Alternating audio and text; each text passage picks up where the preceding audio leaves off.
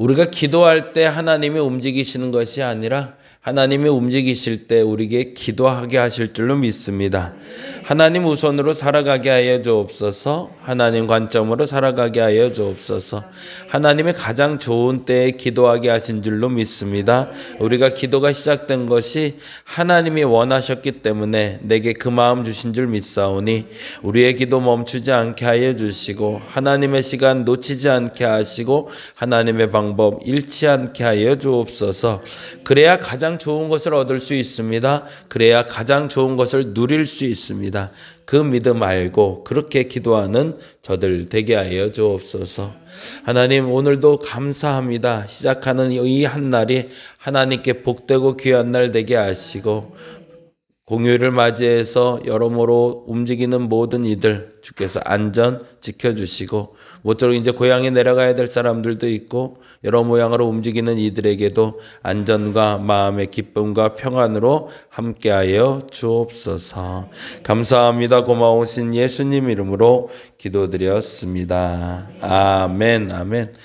사도행전 27장 보는 날이고요. 27장 1절에서 8절 같이 봅니다.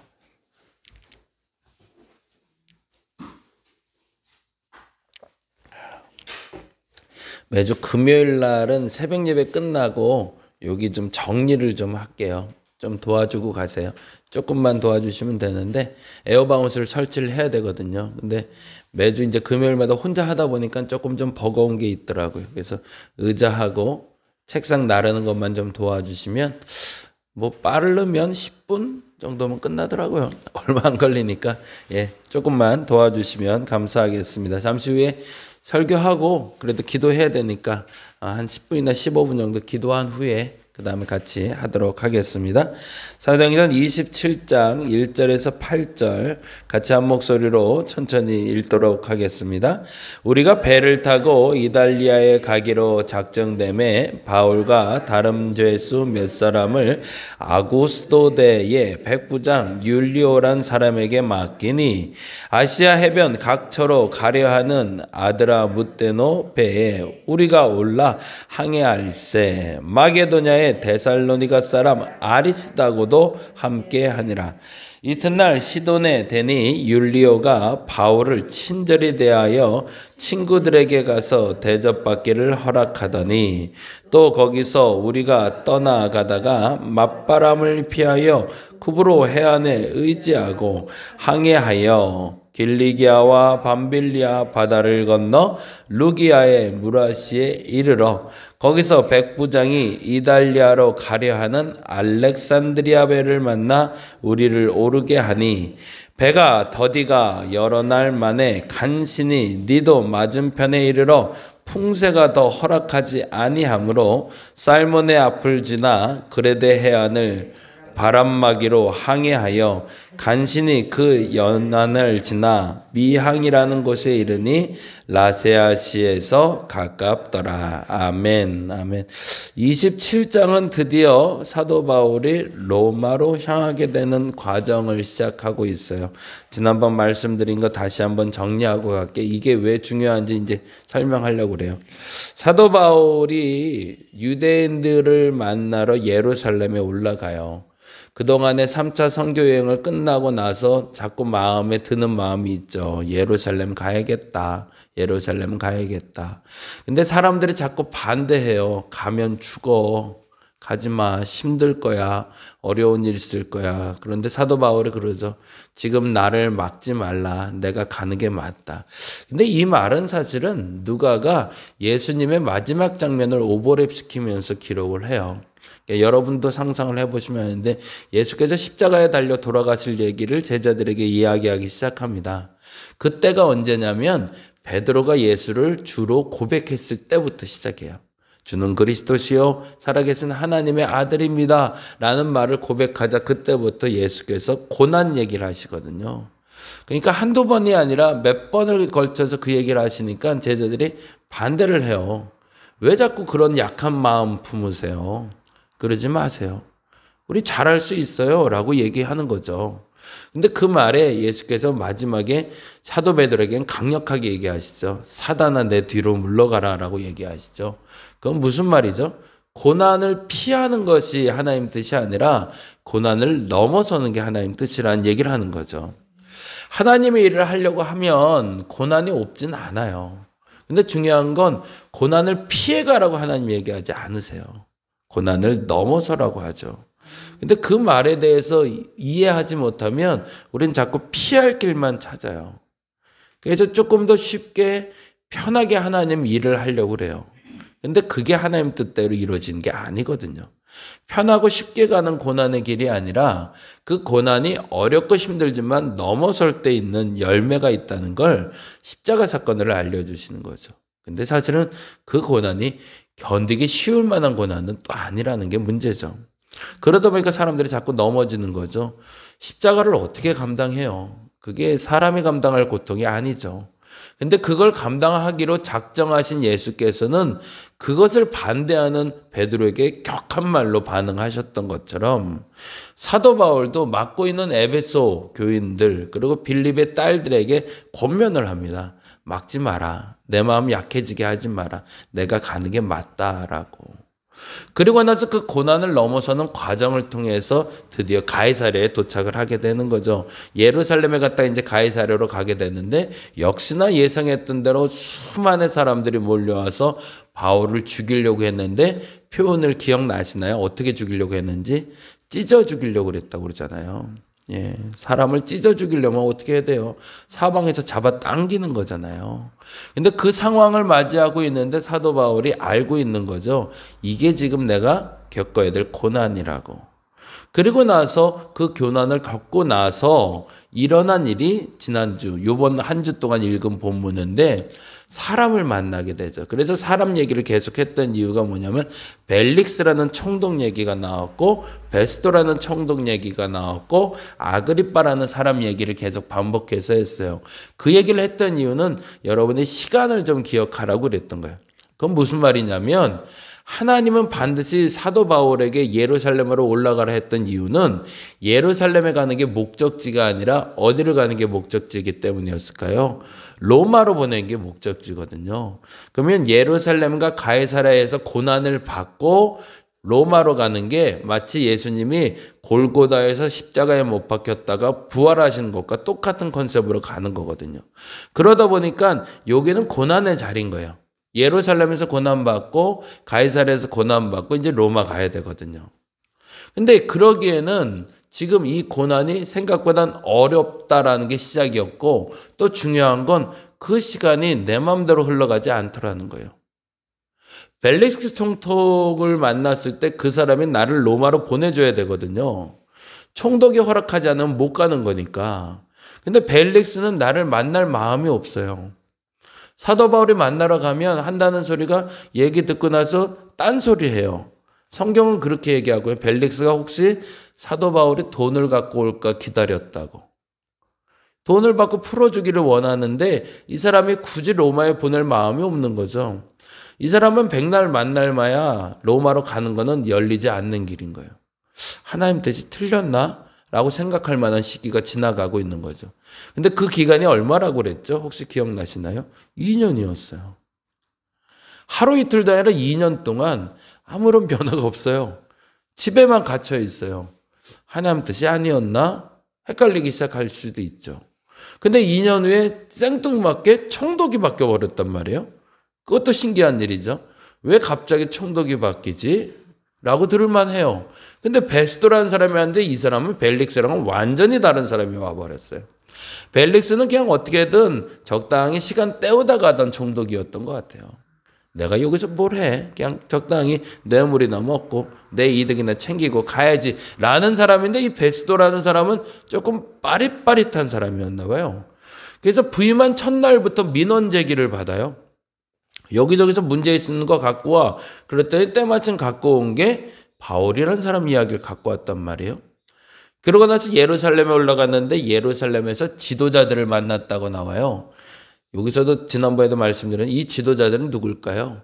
우리말로 말하면 친일을 하던 때에 총독이 새로 부임했다고 만나는 사람들은 어떤 사람들이에요? 친일파죠. 그러면 여기서 말하는 지도자들도 친로마주의자들인 거죠. 그러니까 그 사람들이 와서 그 베스터 총독을 영접하면서 첫 얘기가 또 바울 얘기를 한단 말이죠. 이건 뭐야? 도대체 뭔데 이렇게 사방팔방에서 사도 바울 얘기해? 그러면서 요청하기를 예루살렘에서 그 사람 좀 데려다 달래요. 예루살렘으로. 가이사랴에 가택연금 내 있는데 그거 풀어줄 수 있는 건 당신의 권한이니 당신의 가이사랴에 내려가서 그 사도 바울 좀 예루살렘으로 다시 좀 보내달라고. 안 그러면 그 예루살렘에 있는 유대 지도자들이 사도 바울을 죽일 수가 없으니까. 그래서 방법을 택한 게 가이사랴에서 예루살렘 오는 길에 바울을 죽이려고 작정했다라는 표현이 나와요. 그때까지만 해도 사도 바울은 아무런 변화가 없는 상태인 거죠. 그런데 이 베스도가 갑자기 생뚱맞게 내가 왜 그렇게 해야 되냐? 내가 가이사랴에 가서 바울을 좀 직접 만나봐야겠다라고 얘기를 해요. 그리고 바울을 만나고 이야기를 듣는데 들어보니까 예루살렘에 있는 지도자들 말하고는 또 전혀 다른 얘기를 하고 있단 말이죠. 심지어 그래서 아그리빠를 초대해서 아그리빠와 같이 얘기를 들어보니까 이 사람 말이 틀린 말 같질 않아요. 근데 좀 과장돼 있는 것 같기도 해요.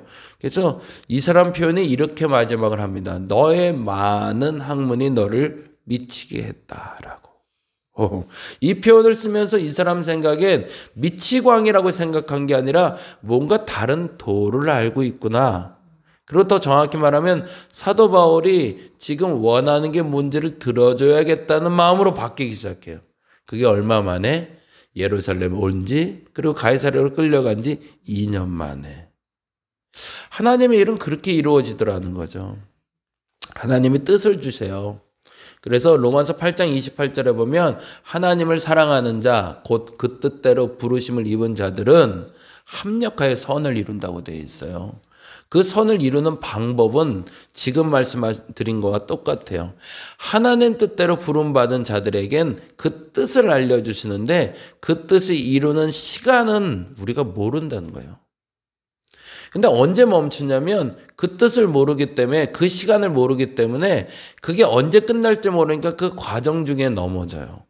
사실은 그게 이번 주에 주일날 할 얘기인데 그래서 우리가 택하는 게 뭐냐면 차선을 택해요. 사도 바울도 그럴 가능성이 컸어요.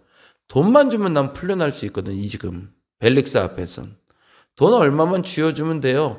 예루살렘하고 그리고 이방 교회에 있는 사람들한테 돈 좀 보내봐. 나 그거 주면 풀어준다는데 나 좀 풀어서 다시 너희들한테 갖게 그러면 흔쾌히 돈 보내주겠죠. 근데 그거 안 했다는 얘기거든요. 왜? 그건 차선이지 최선이 아니니까. 그리고 나서 택한 방법이 뭐냐면 기다리는 거였죠. 그리고 고난받는 거였고 그리고 나서 그 시간을 보내고 나니 방법이 열리더라는 거죠. 근데 그 방법도 몰라요. 그러니까 여기서 정리해 놓으셔야 되는 게 있어요. 첫째는 내가 왜 기도했는가예요. 그게 앞서 기도할 때 말씀드린 것처럼 내가 기도하는 이유는요. 내가 그걸 필요를 알았기 때문이 아니라 하나님이 기도하게 하셨기 때문이에요. 그렇게 이해하면 이야기가 달라져요. 내가 왜 이 기도를 하고 있지? 라고 생각될 만큼 하나님이 나를 움직여서 기도하게 하신 거예요. 그러면 그건 하나님이 주신 기도 제목이니까 멈추지 말아야 되는 거잖아요.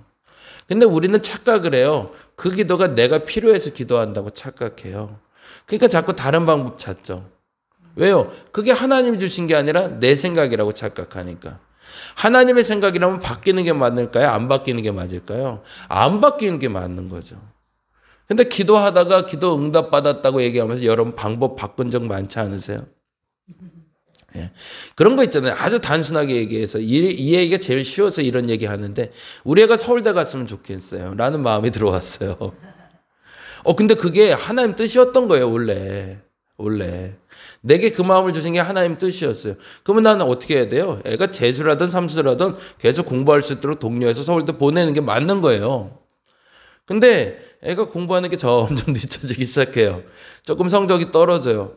그래서 다시 기도해요. 하나님 서울대는 아니라도 좋사오니 하나님 고대라도 어떻게 안 될까? 이렇게 간단 말이에요. 그러고 나서 나중에 결론은 애가 원하는 대학을 보내놓고 이것도 하나님의 뜻이었다라고 내가 면책특권을 가져요. 그리고 내가 착각하는 거죠. 내가 기도했던 거니까. 그래서 내가 기도해서 그나마 고대라도 간 거야 라고 얘기해요. 그거 아니라는 얘기를 하고 싶은 거예요. 하나님의 뜻을 주셨다면 그 뜻이 무엇인지 분명히 여러분이 아셔야 됩니다. 아, 이게 진짜 하나님 하라는 거네. 그러면 거기에 목숨 거는 거예요. 물론 차선도 나쁜 건 아니에요. 근데 더 좋은 걸 얻을 수 있는데 놓치는 아쉬움이 여러분에게 없어야 된다는 겁니다. 그게 첫째. 내게 기도를 시키시는 하나님 때문에 내가 기도한다가 시작이에요. 여러분 그렇게 기도하시기 바랍니다. 마음을 주셨다면 분별하셔서 이게 진짜 하나님 뜻인지 먼저 찾으세요. 그리고 나서 두 번째, 그 시간은 하나님이 결정하신다. 아까 말한 대로 죄송하지만 서울대 가기로 한 애가 그에 톡 떨어질 수 있어요. 하나님 뜻이 아닌가? 아닐 수도 있다는 거예요. 근데 내가 분명히 들었다면 맞아요. 그러면 재수해야 되는 게 맞는 거예요. 그래서 뭘 이루는 거예요? 하나님 뜻 이루는 거죠. 왜? 그 시간을 보내야 되는 거니까. 그리고 그 시간 보내고 나면 어떻게 돼요?